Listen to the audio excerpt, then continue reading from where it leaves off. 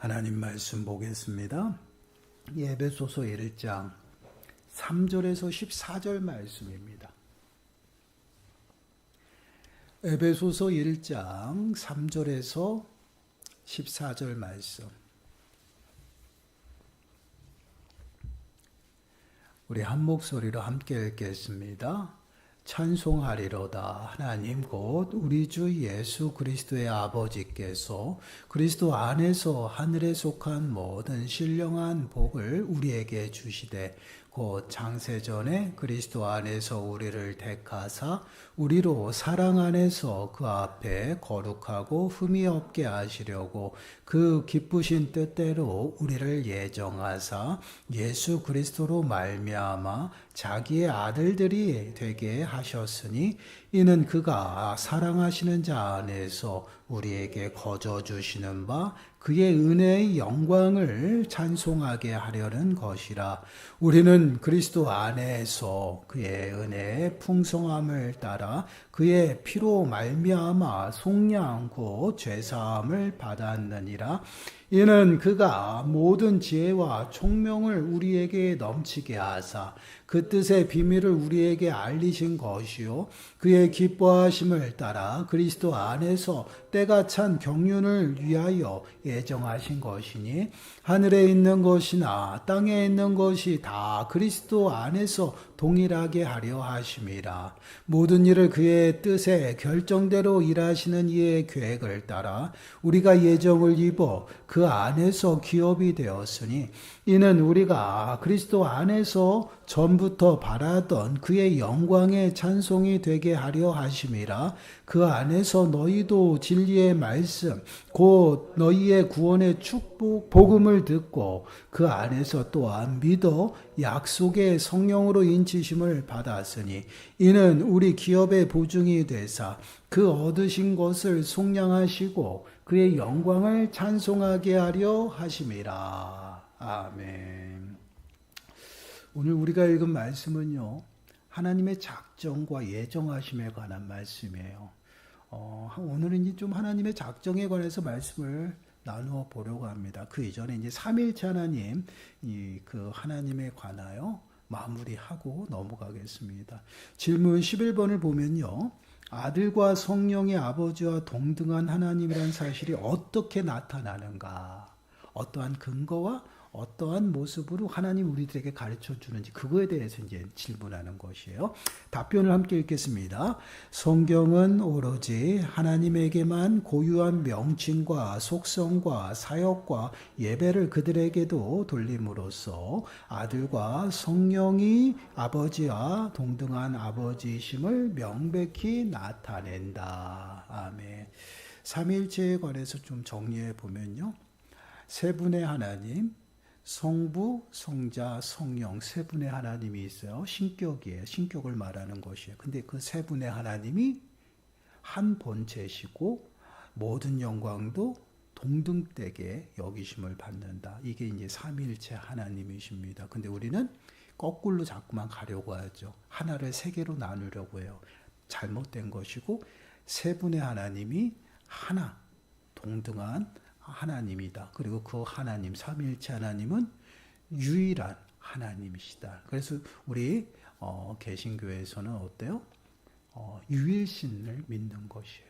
유일신 사상에서 그렇게 신앙생활을 하는 것입니다. 근데 그러한 모든 것들을 어디에서 어떻게 우리에게 나타내는지 그것은 곧 이제 성경에 의해서 우리들에게 비춰주고 있다라는 가르쳐주고 있는데 성경을 읽다 보면은 하나님을 고유하게 나타내는 단어들이 있어요. 명칭들이 있어요. 그리고 그 하나님한테만 영광을 돌리고 예배하는 그러한 그 단어들을 사용합니다. 그런데 그 단어를 동일하게 누구에게 사용해요? 예수 그리스도, 성령에게도 동일하게 사용함으로 삼위일체 하나님, 성부, 성자, 성령 하나님이 삼위일체 하나님이라는 것을 하나님께서 직접 말씀으로 우리들에게 가르쳐주고 있다는 그 이야기를 하는 것이에요. 이것이 바로 이제 삼위일체 하나님에 관한 모습입니다. 그러면 그 삼위일체 하나님께서 우리들의 삶 가운데 어떻게 일하시냐, 그것에 관해서 우리가 말씀을 이제 묵상하는 것이에요. 그것이 이제 하나님의 작정에 관한 그러한 말씀입니다. 그래서 질문 12번 말씀을 이제 질문을 보게 되면 하나님의 작정이란 무엇인가? 함께 읽어볼까? 답변을 시작. 하나님의 작정이란 그의 뜻의 경륜에 속한 지혜롭고 자유로우며 거룩한 행위로서 이에 의해 그는 영원전에 자신의 영광을 위해 조만간 앞으로 일어날 모든 것, 특히 천사와 인간에 대한 것을 불변하게 미리 정하셨다. 아멘. 하나님의 작정. 이 작정은요, 쉽게 말씀을 드리면요, 하나님께서 뜻을 정하시고 그 뜻으로, 그 뜻대로 이제 계획하십니다. 그리고 그 일들을 모두 어떻게 해요? 계획하심으로 결정하고 다 끝마친 거예요. 정해 놓으신 것이다. 어찌 보면 이제 운명 같은 것으로 생각할 수 있어요. 그러나 그것과는 달라요. 운명은 뭐들 하든지 딱 정해진 것이고 하나님의 작정은 운명이 아니다라는 것이에요. 그 안에서 계획하시고 그 계획하심 속에서 하나님의 일하심이에요. 그 일하심을 통해서 모든 것을 합력해서 선하게 인도하신 그 하나님의 인도하심의 모습이에요.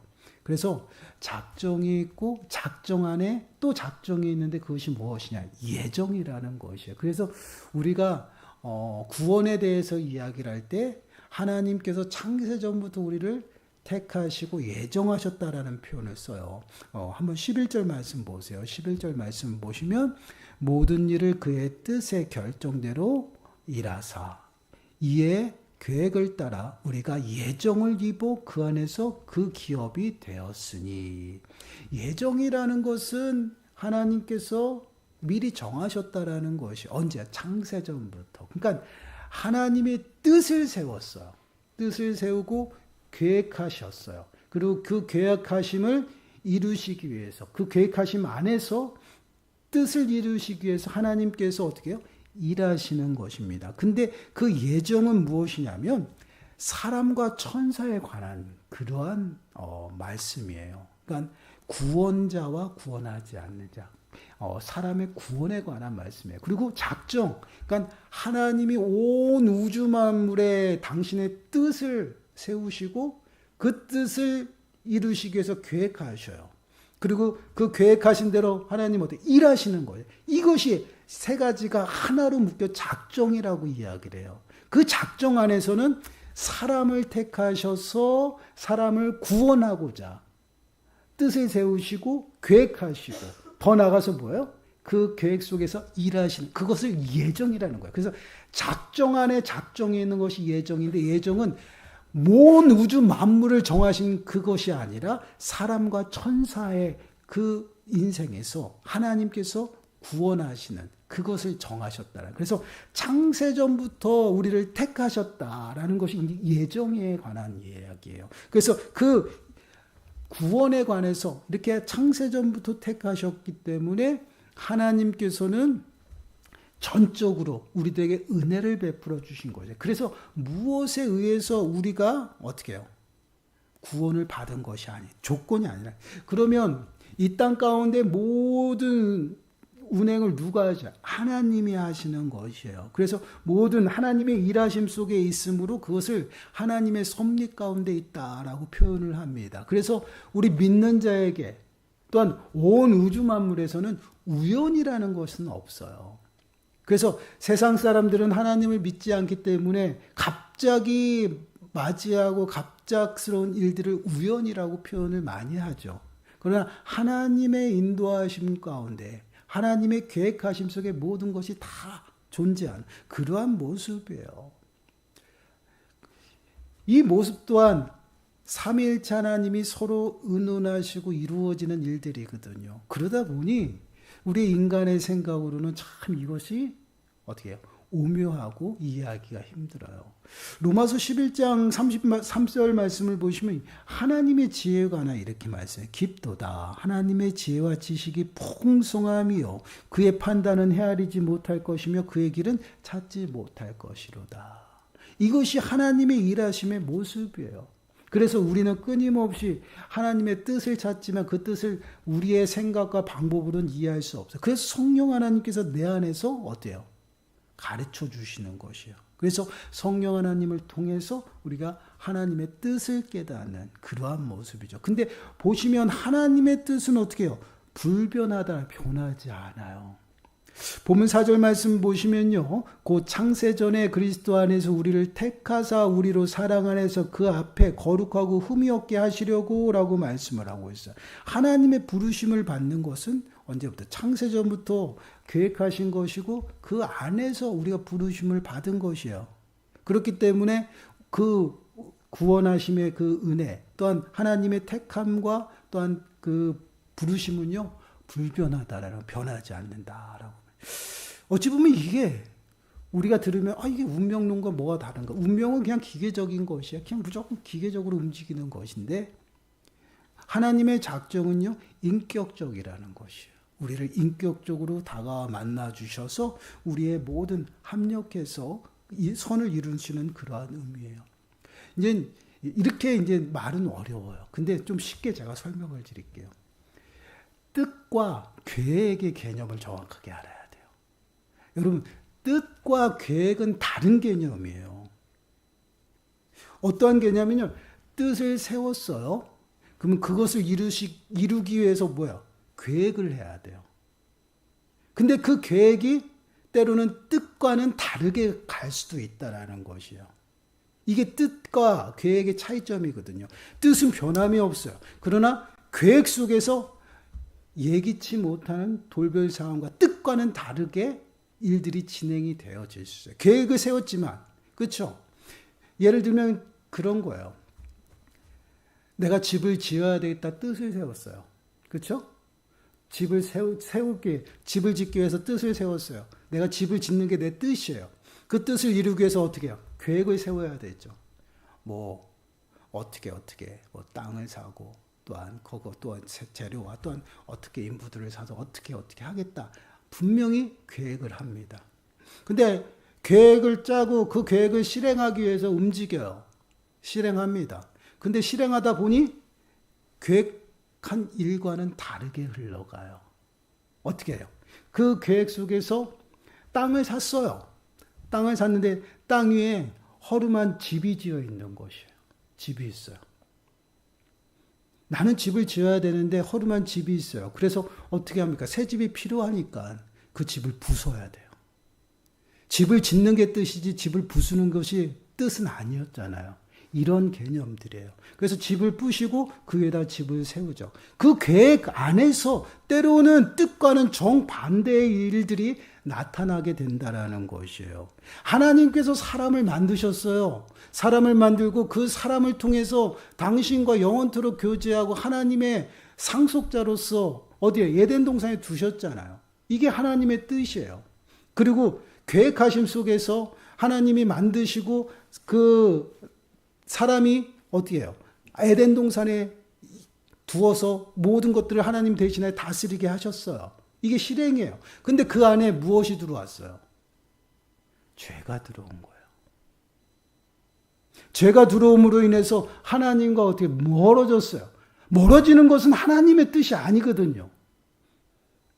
창세전부터 사람을 하나님의 상속자로 뜻을 세웠다라는 것이에요. 이게 이제 구원이에요. 근데 그 뜻에서 계획을 세워서 사람을 만들고 창조해서 에덴 동산에 두어서 상속자로서 두었는데 이 사람이 교만하여 죄를 범했어요.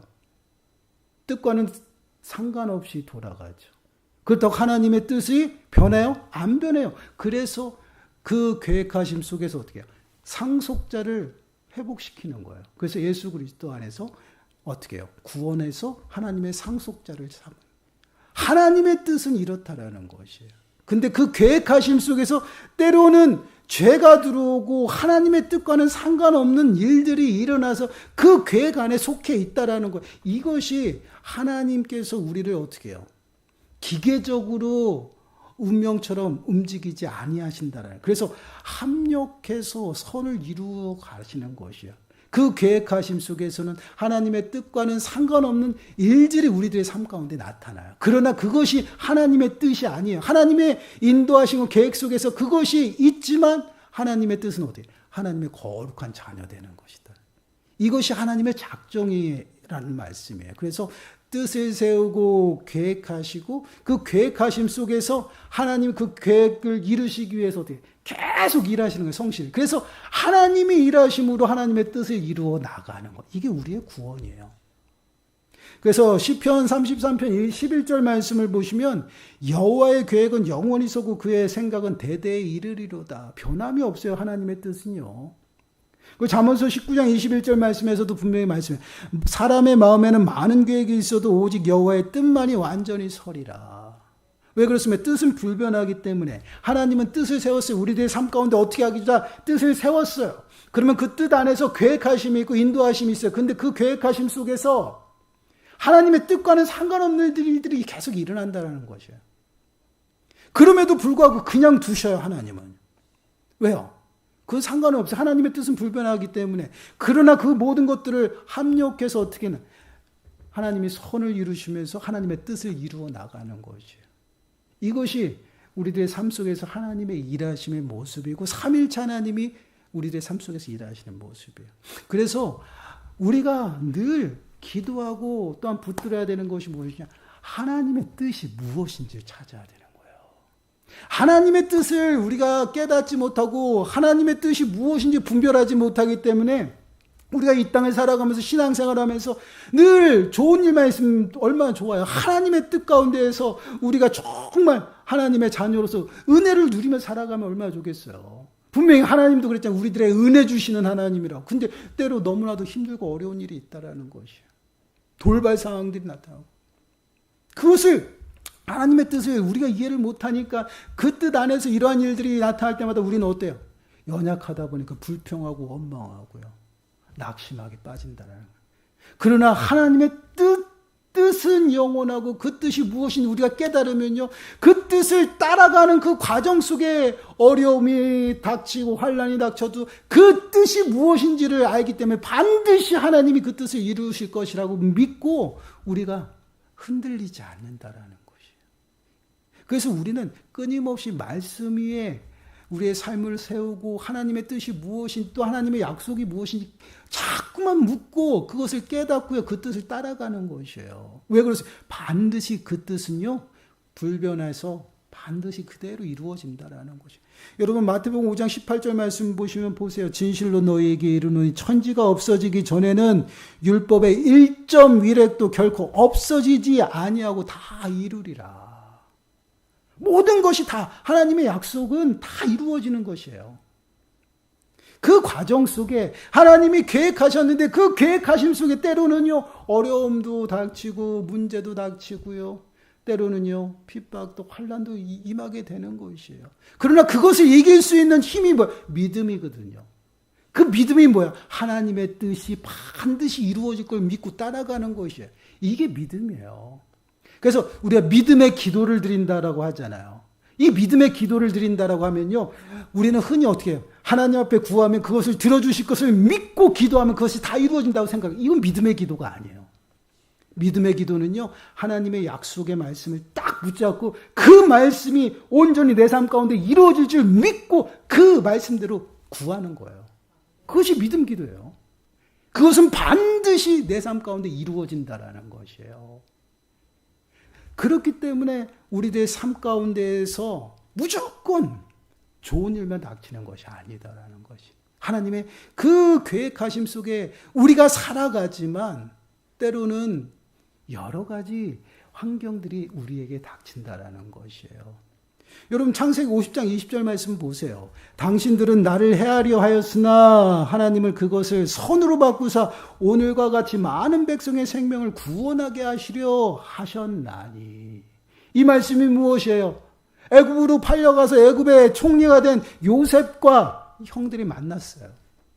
그 만나서 요셉을 만났는데 자신들이 한 그 죄들이 있으니 자신들이 죽을까 두려워해서 제대로 서 있지 못하죠. 그러한 형들 앞에 요셉이 하는 것이에요. 형들은 나를 해하려고 나를 팔았지만 하나님이 어떻게 그것을 선으로 바꾸셨다라는 것이.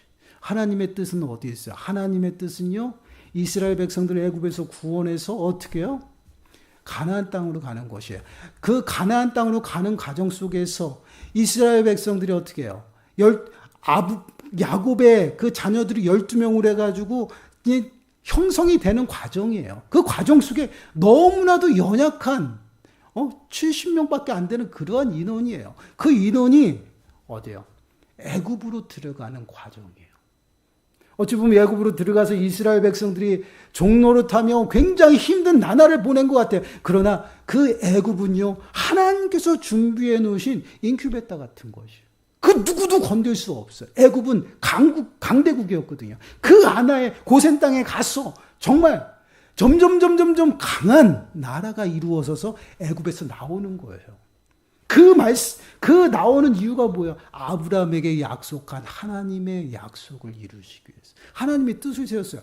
이스라엘 백성들, 아브라함의 자손들을 통해서 그를 내 백성 삼고 내가 그의 하나님의 나라를 이루겠다고 뜻을 세웠거든요. 그 뜻을 하는 과정 속에 여러 가지 일들이 일어나는 거예요. 근데 그 일 속에서 뭐예요? 하나님께서 그 악한 것을 선으로 바꾸는 거. 이것이 하나님의 일하심의 모습이에요. 그 일하심이 우리들 가운데 성실히 이루어진다라는 것이에요. 또 하나 예를 들어 볼게요. 우리가 모인 곳에 그 알곡과 가라지 비유가 있어요. 같은 밭에 주인이 나가서 씨를 뿌려서 알곡을 뿌렸어요. 알곡을 뿌린 목적이 뭐예요? 뜻이 뭐예요? 알곡을 거두기 위한 것이 뭐예요? 하나님의 뜻이었어요. 근데 알곡이 자랐는데 갑자기 어느 날 사단이 와서 가라지를 심고 가죠. 근데 점점 자라다 보니 가라지가 같이 자람을 보게 돼요. 그래서 종들이 와서 주인에게 합니다. 가라지가 함께 뿌려져 있습니다. 가라지를 뽑을까요? 아니다, 그냥 내버려 둬라. 그 이유가 뭐야? 알곡이 다 뽑힐까요? 하나님의 뜻과는 상관이 없거든요. 뜻과는 좀 다르잖아요. 그래서 뽑지 않는 거예요. 왜요? 하나님의 뜻은 알곡을 걷어들이려야 되는 것이에요. 그래서 추수 때가 되면 함께 다 걷어서 가라지는 어떻게 해요? 불에다 던져서 태우고요. 알곡을 걷어들여요. 하나님의 뜻이 이루어져요. 그러니까 그 뜻을 이루기 위해서 계획하시고 그 계획하심 속에서 하나님은요, 끊임없이 일하신다는, 어떻게 악한 것을 선하게 바꾸시는, 이게 하나님의 일하심의 모습이에요. 그것이 모두 포함해서 하나님의 작정하심이다라는 거죠. 그렇습니다. 이러한 모습들이 우리 삶 가운데 삼일체 하나님께서 일하시는 삶의 모습이에요. 그래서 로마서 8장 28절 말씀을 보시면 우리가 알거니와 하나님을 사랑하는 자 곧 그의 뜻대로 부르심을 입은 자들에게는 모든 것이 합력하여 선을 이루느니라. 모든 것을 합력하여 선을 이루시는. 왜 그렇습니까? 하나님은 선하신 하나님이에요. 그래서 하나님의 이루시고 하나님이 뜻을 세웠는데 그 뜻은 선하셔요. 그래서 모든 것을 어떻게 해요? 바꾸시고 선하게 인도하시네. 그래서 하나님의 작전은 우리를 기계적으로 만드시는 것이 아니다라는, 운명이 아니에요. 그래서 운명론과는 달라요. 그 안에서 하나님의 뜻을 세우시는데 그 뜻은 불변해요. 그 뜻 안에서 하나님은 그 뜻을 이루기 위해서 계획하셨어요. 다 준비하시고. 근데 그 준비하심 속에서 하나님이 일하시는데 갑자기 여러 가지 악한 것들이 나타나기 시작하죠. 하나님의 뜻과는 상관없이. 그럼에도 불구하고 하나님의 뜻은 변함이 없고 그 악한 그러한 것까지도 어떻게 하나님이 바꾸셔서 선을 이루어 나간다는 것이. 이것이 하나님이 우리들의 삶 가운데 일하심의 모습이에요. 그래서 우리가 이 땅을 살아가면서 하나님의 뜻이 무엇인지를 명확하게 알아야 돼요. 하나님의 뜻을 이해하지 못하면요, 내가 살아가는 인생 그 삶의 모습이 이해가 되질 않는 것이에요. 하나님 앞에 충성하고 먼저 그의 나라와 그의 의를 구하라 그래서 정말 그렇게 살아가는데 내 삶은 점점점 피폐해지고 알 수가 없어요. 내가 뭘 잘못했나? 말씀으로 나를 살펴봐도 전혀 하나님께 정말 벗어난 그런 삶의 모습이 없는데도 그럼에도 불구하고 나는 힘든 삶을 살아가고 있다는, 이게 말이 되는가? 늘 낙심될 수밖에 없죠. 믿음 생활을 제대로 하겠어요? 그렇지 못하죠. 그런 하나님의 뜻을 깨닫고요. 그 뜻 안에서 온전히 그 뜻을 따라가고 믿음 안에서 그 뜻이 이루어질 줄 믿으면요. 어떠한 환경에 있을지라도 어떻게 소망이 있다라는 거예요. 소망이. 소망하면서 하나님이 반드시 이 또한 선하게 바꾸실 줄 믿고 살아가는 것이에요. 우리가 요셉을 보면서 많이 우리는 깨닫잖아요. 요셉은요, 하나님께서 요셉을 어떻게 쓰실지 꿈으로 보여주셨거든요. 그런 요셉은요, 하나님이 그렇게 보여주셨는데, 오히려 어때요? 형들에게 시기와 질투로 인해가지고 버림받고요, 쫓겨남 받고요, 애굽으로 어떻게 팔려가잖아요. 이게 정말 맞아요? 요셉은요, 전혀 그런 거와 상관없이 살았거든요, 진짜로. 근데 애굽으로 빨려가요. 그런 삶이 어디 있어요? 감옥에 들어가고요. 해코지 당하고. 그럼에도 불구하고 요셉은요. 하나님 앞에 철저히 소망을 가지고 믿음으로 살았다는 거예요.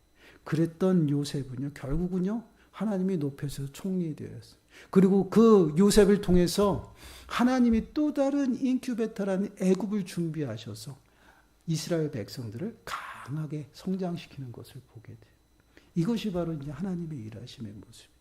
만약에 요셉이 우리가 이제 만약이라는 말은 표현이 좀 그렇지만 하나님이 믿음과 상관없이 살아갔으면 또 다른 하나님이 또 계획하심 속에서 일하심이 또 나타나요. 선하게 바꾸신.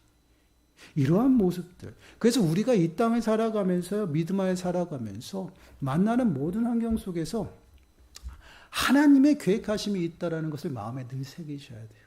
그리고 뜻이 무엇인지를 분명히 찾아야 돼요. 그래서 그 뜻 안에서 온전히 우리가 믿음으로 따라갈 때 하나님의 뜻이 내 삶에 이루어진다라는 거죠.